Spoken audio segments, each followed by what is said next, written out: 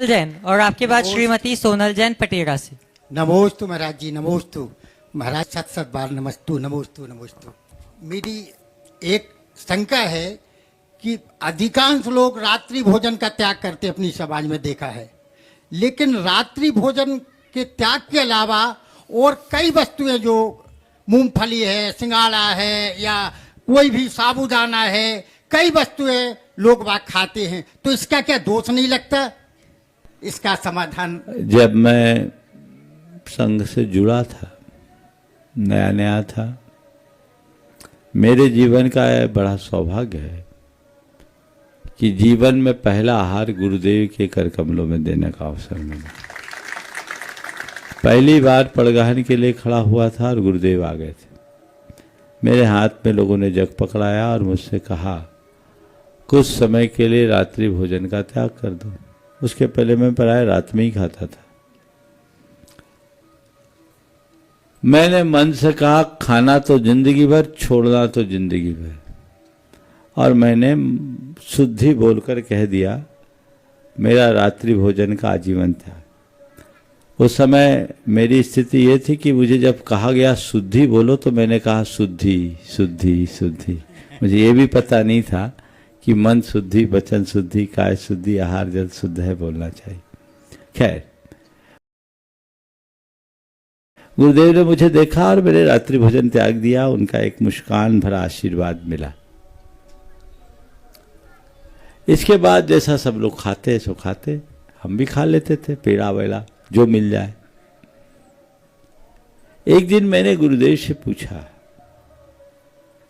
कि गुरुदेव, लोग रात्रि भोजन त्याग कर देते हैं और दूसरे तीसरे तरह की चीजें खाते, क्या त्याग, ऐसा त्याग ठीक है? उनके एक वाक्य ने मेरे चित्त को मोड़ दिया। उन्होंने कहा कि रात्रि भोजन त्याग करने के बाद यदि और चीजें खा रहे हो तो तुम्हारी आसक्ति कहाँ छूटी, और आसक्ति छूटने के अभाव में त्याग का मतलब क्या?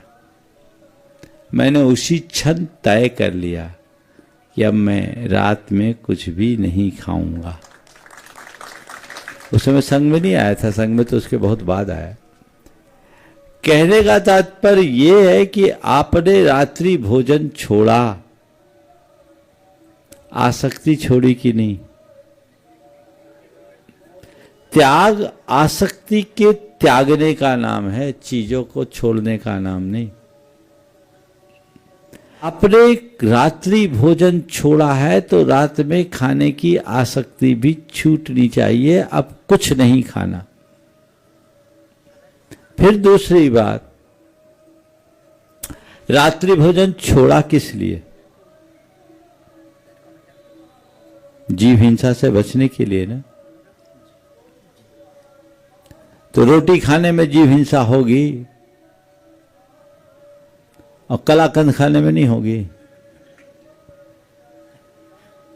जब सूर्य के प्रकाश के अभाव में जीवोत्पत्ति होती है, क्योंकि सूर्य की किरणों में अल्ट्रावायलेट रेज होते हैं, इंफ्रारेड रेज होते हैं, उसमें प्रासुकता होती।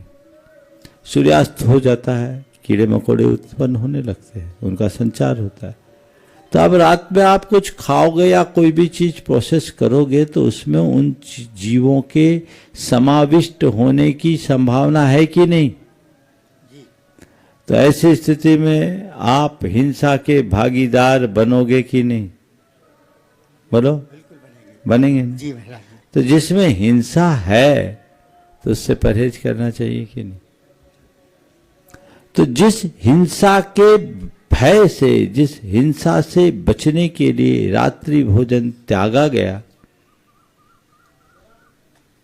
उस प्रयोजन की पूर्णता तो तभी होगी जब आप रात में कुछ भी न खाएं। प्रकार के पदार्थों का त्याग करना। ये फलाहार क्या है? आप सुबह से शाम तक कुछ नहीं खा पाए, भूखे रह गए, तकलीफ होने लगी, तो चलो भाई, हमने अन्य चीजों की अपेक्षा एक आध सेब खा लिए, एक आध केला खा लिए, एक गिलास दूध पी लिया, पेट को आधार दे दिया, काम खत्म। ये था। पर आप लोगों ने पगडंडी को राजमार्ग बना दिया और अब आपका फलाहार फुल आहार का रूप ले लेता है। उससे बचिए, उसका परहेज कीजिए, फलाहार को फुलाहार मत बनने दीजिए। और जो चीजें आप खाते हैं वो सब कोलेस्ट्रॉल बढ़ाने वाली,